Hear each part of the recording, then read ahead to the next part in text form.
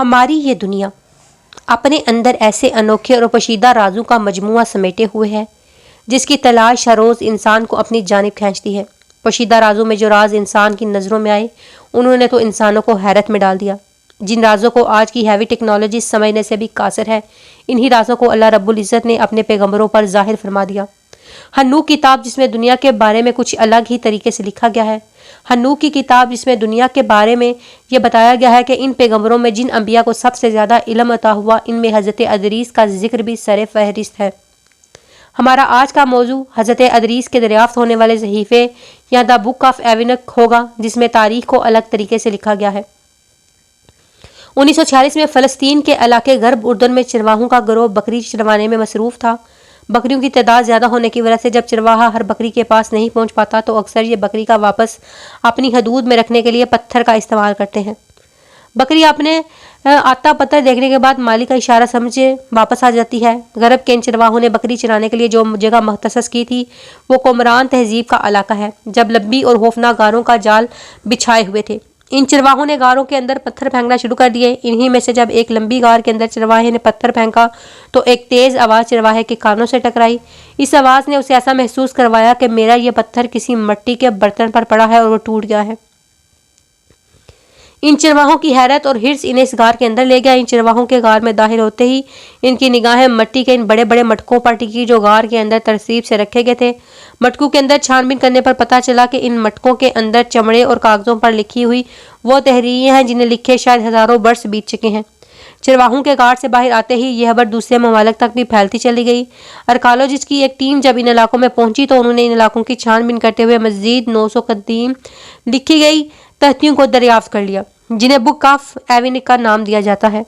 ان تہتیوں پر لکھا آج تک کی تاریخ کا سب سے الگ اور ہٹ کر سکرپٹ لکھا گیا جس میں ایک الگ و خاص قسم کی مخلوق سے لے کر طوفان نوح علیہ السلام تک کا تذکرہ کیا گیا۔ یہ صحیفہ کیا تھا، اس میں کس قسم کا تذکرہ کیا گیا، دا بک آف ایونک کو بابل کا حصہ کیوں نہیں بنایا گیا۔ اللہ تعالیٰ نے انسانوں کو پیدا کرنے کے بعد ان کی رشد و ہدایت کے لیے ہر دور میں پیغمبر مبعوث کیے۔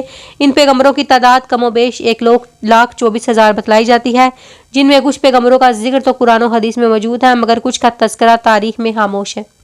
ان میں سے کچھ پیغمبروں پر کتابیں اور صحیفے اتارے گئے جن میں توریت، زبور اور انجیل شامل ہیں۔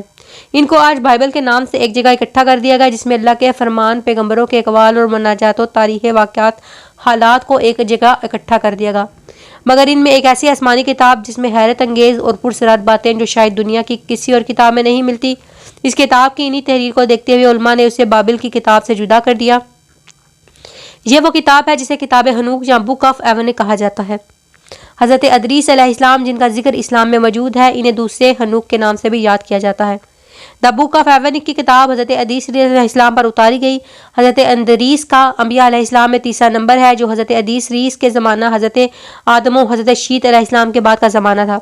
مورخین کے مطابق حضرت ادریس کی پیدائش بابل مصر یا عراق کے علاقہ منف ہے۔ آپ علیہ السلام کے والد کا نام یارید تھا جن کا تعلق حضرت آدم علیہ السلام کی نسل سے جا ملتا ہے اور وہ حضرت نوح کے پردادا تھے۔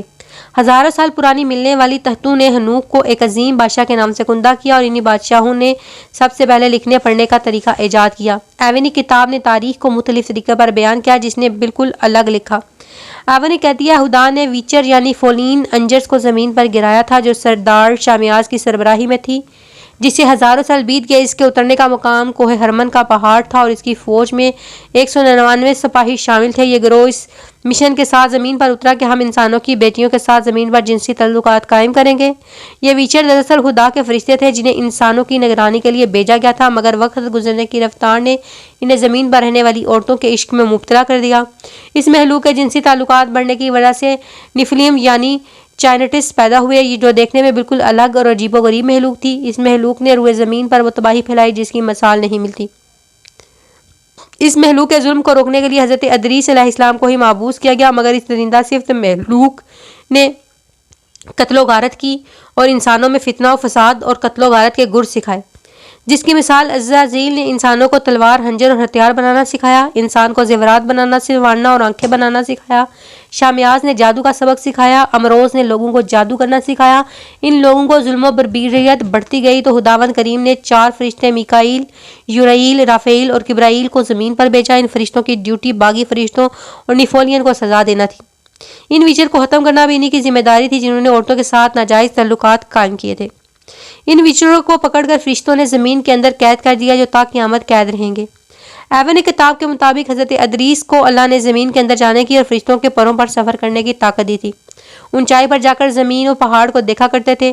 ہنوک کی گزارش کرنے کے باوجود یہی سے خدا کا فیصلہ تھا کہ زمین پر سیلاب و طوفان آئے گا جس سے تمام قد و قامت اور منکرین نیفولین ختم ہو جائیں گے۔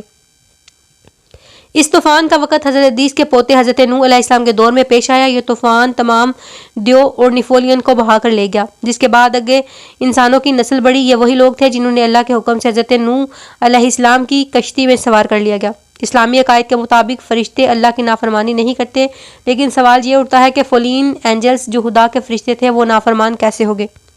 ان باتوں کا تذکرہ دراصل یہودیت نصرانی روایتوں میں ہی ملتا ہے کہ اللہ کے فرشتے بھی نافرمانی کرتے ہیں، جو کہ ایک باطل و من گڑت عقائد کے سوا کچھ نہیں۔ لیکن ایک گمان یہ بھی کیا جاتا ہے کہ فولن اینجلز کوئی فرشتے نہیں بلکہ جنات ہی کی ایک قسم تھی جن نافرمانیوں کی سزا زمین پر گرا کر دی گئی تھی اور اہل کتاب نے انہیں فرشتہ بنا کر پیش کر دیا۔ ان حقائق میں دوسرا نظریہ ہمیں اس جانب لے جاتا ہے کہ ویچر کوئی آسمانی مخلوق تھی جن کا ذکر ان سنہری تہتیوں میں بھی کیا گیا تھا۔ اس وقت کے لوگ انہیں نا تو ناکی کا نام دیا کرتے تھے۔ یہ تہتی کہتی ہے ناکی آسمان سے زمین کی جانب آئے تھے۔ انسانوں کی ٹیکنالوجی ان کے مقابلے میں ہاک کے برابر تھی اور انہوں نے ہی انسانوں کو کوئی علوم و تکنیک سکھا۔ اس زمین پر فساد مچانے کی صورت میں انہیں ہلاک کر دیا گیا۔ ممکن ہو ناکی یا ویچر کسی دوسرے سیارے سے زمین کی جانب آئے ہوں جن کی جانب حضرت ادریس کو بھیجا گیا، لیکن انہوں نے زمین کے اصولوں اور نافرمانوں کی فلاح ورزی کی وجہ سے زمین کے اندر قید کر دیا گیا اور ان کی اولاد و نسل کو طوفان نوح کے ذریعے ہمیشہ ہمیشہ کے لیے مٹا دیا گیا۔